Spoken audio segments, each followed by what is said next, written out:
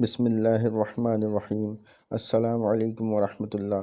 وزیر کی جان پہ بنی ہوئی تھی، فقیر بات ہی نہیں سن رہا تھا۔ آخر طویل منت سماجت کے بعد فقیر نے سر اٹھایا۔ ہاں بول، کیا کہنا ہے؟ وزیر نے ہاتھ جوڑے اور بتانا شروع کیا۔ 1 مہینے پہلے ہمارے بادشاہ سلامت نے اچانک دربار میں ایک سوال اچھالا، کامیاب کردار کے لیے تربیت زیادہ کارآمد ہے یا ماحول؟ میرے ایک ہم منصب وزیر نے جھٹ سے کہا، عالی جات تربیت، جبکہ میں نے عجلت میں کہا، جناب، ماحول تربیت پر فوقیت رکھتا ہے۔ بادشاہ سلامت نے ہماری طرف رعونت سے دیکھا اور فرمایا، تم دونوں کو اپنا اپنا جواب عملی طور پر ثابت کرنا ہوگا۔ جو ثابت نہ کر سکا اس کا سر قلم کر دیا جائے گا، اور اس کے لیے ہمیں 1 ماہ کی مہلت دے دی گئی۔ ہم دونوں اپنے اپنے جواب کی عملی تعبیر تلاشنے میں لگ گئے۔ میں سوچ سوچ کے پاگل ہونے کے قریب تھا، مگر کچھ سمجھ میں نہیں آ رہا تھا۔ 24 دن بعد اچانک میرے ہم منصب وزیر نے میری موت کے پروانے پر دستخط کرتے ہوئے دربار میں اپنے جواب کو عملی طور پر ثابت کرنے کی اجازت چاہی۔ اجازت ملنے پر اس نے دربار میں کھڑے ہو کر تالی بجائی۔ تالی بجتے ہی ایک ایسا منظر سامنے آیا کہ بادشاہ سمیت تمام اہل دربار کی سانسیں سینے میں اٹک گئیں۔ دربار کے ایک دروازے سے 10 بلیاں منہ میں پلیٹیں لیے، جن میں جلتی ہوئی موم بتیاں تھیں، ایک قطار میں خراماں چلتی دربار کے دوسرے دروازے سے نکل گئیں۔ نہ پلیٹیں گریں اور نہ موم بتیاں بجھیں۔ دربار تعریف و توصیف کے نعروں سے گونج اٹھا۔ میرے ہم منصب نے بادشاہ کی طرف دیکھا اور بولا، حضور، یہ سب تربیت ہی ہے کہ جس نے جانور تک کو اس کے درجے نظم و ضبط کا عادی بنا دیا۔ بادشاہ نے میری جانب دیکھا۔ مجھے اپنی موت سامنے نظر آ رہی تھی۔ میں دربار سے نکل آیا۔ تبھی ایک شخص نے آپ کا نام لیا کہ میرے مسئلے کا حل آپ کے پاس ہی ہو سکتا ہے۔ میں 2 دن کی مسافت کے بعد یہاں پہنچا ہوں۔ دی گئی مدت میں سے 4 دن باقی ہیں۔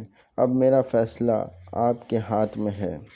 فقیر نے سر جھکایا اور آہستہ سے بولا، واپس جاؤ اور بادشاہ سے کہو کہ 30ویں دن بھرے دربار میں ماحول کی افادیت ثابت کرو گے۔ مگر میں تو یہ کبھی نہ کر سکوں گا، وزیر نے لاچارگی سے کہا۔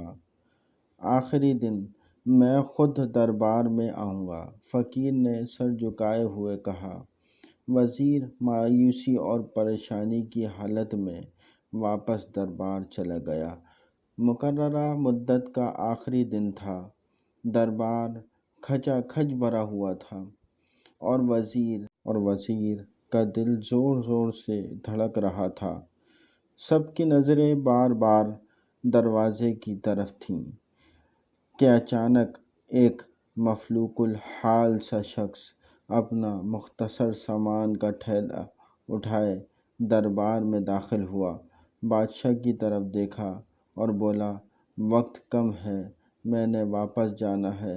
اس وزیر سے کہو تربیت کی افادیت کا ثبوت دوبارہ پیش کرے۔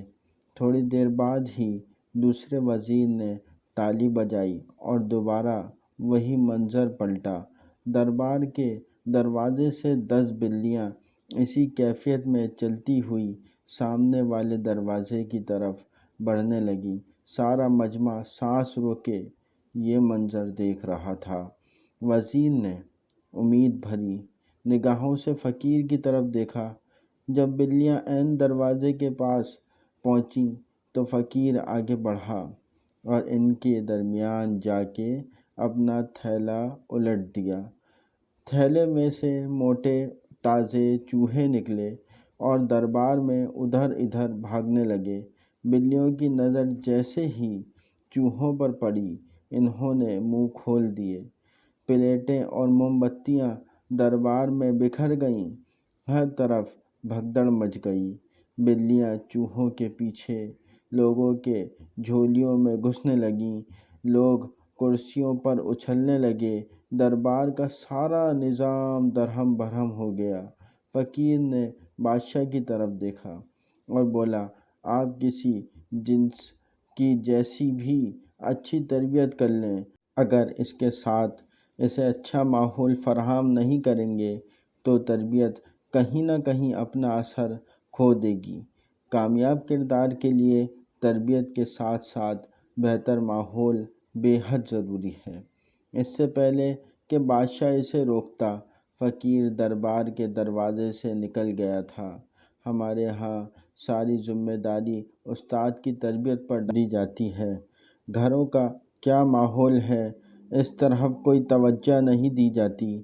نوٹ: برائے کرم اپنے گھروں کے ماحول کو بہتر بنائیں اور اپنی اولاد کی تربیت دین متین اور حضور علیہ الصلوۃ والسلام کی شریعت مطہرہ کے مطابق کیجیے، تاکہ اللہ پاک آپ کے ذریعے سے آنے والی کئی نسلوں کو خوشحال فرمائے اور آپ کو بھی اس سے اجر حاصل ہو۔ اگر آپ کو ہماری ویڈیو اچھی لگی تو اسے لائک کیجیے، شیئر کیجیے اور چینل کو سبسکرائب کیجیے۔ شکریہ۔